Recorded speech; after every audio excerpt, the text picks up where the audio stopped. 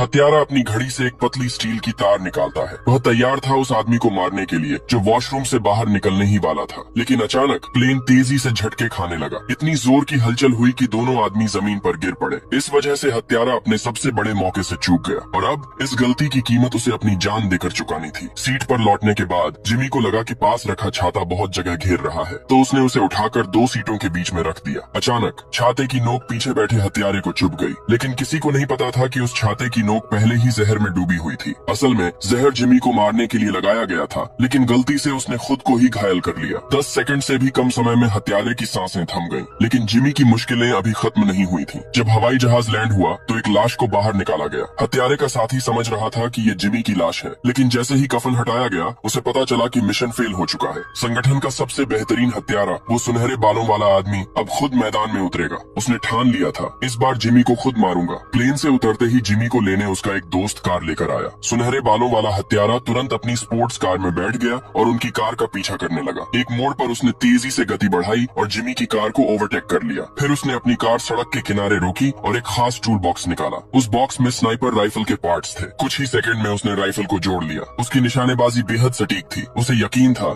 इस बार जिमी का काम तमाम हो जाएगा, लेकिन किस्मत को कुछ और ही मंजूर था। जिमी के दोस्त का बेटा बहुत शरारती था। उसने खेलते खेलते जिमी की छतरी खोल दी। छतरी खुलते ही वो ड्राइवर की आंखों के सामने आ गई। अब ड्राइवर आगे का रास्ता नहीं देख पा रहा था। उसने बस अंदाजे से स्टीयरिंग घुमाना शुरू कर दिया और कार डगमगाने लगी। अब सुनहरे बालों वाला हत्यारा जिमी को निशाना नहीं बना पा रहा था। उसकी गोली सीधा कार की छत पर बंधी नाव पर लगी। नाव का हवा वाला गुब्बारा फटकर फैल गया और पूरी कार की खिड़कियां ढक दी। ड्राइवर अब बस महसूस करके गाड़ी चला रहा था। अचानक उसने गलती से एक्सीलेटर को जोर से दबा दिया। गाड़ी सीधा सड़क के किनारे चली गई और सुनहरे बालों वाला हत्यारा वहीं टकराकर मर गया। जिमी और उसके दोस्त इस बात से पूरी तरह अनजान थे। हर बार हत्या में नाकाम रहने के बाद संगठन के बॉस का अपने आदमियों पर से भरोसा उठ चुका था, इसलिए उसने एक मशहूर अंतर्राष्ट्रीय हत्यारे को हायर किया। ये हत्यारा अब तक हजारों मिशन पूरे कर चुका था। उसकी सफलता दर 100% थी। इस बार उसने जिमी को एक भीड़ भाड़ वाले शॉपिंग मॉल में निशाना बनाने का फैसला किया। उसे लोगों की भीड़ से कभी दिक्कत नहीं होती। उसका तरीका बिल्कुल सटीक था। जैसे ही जिमी फोटो कैबिन में जाता,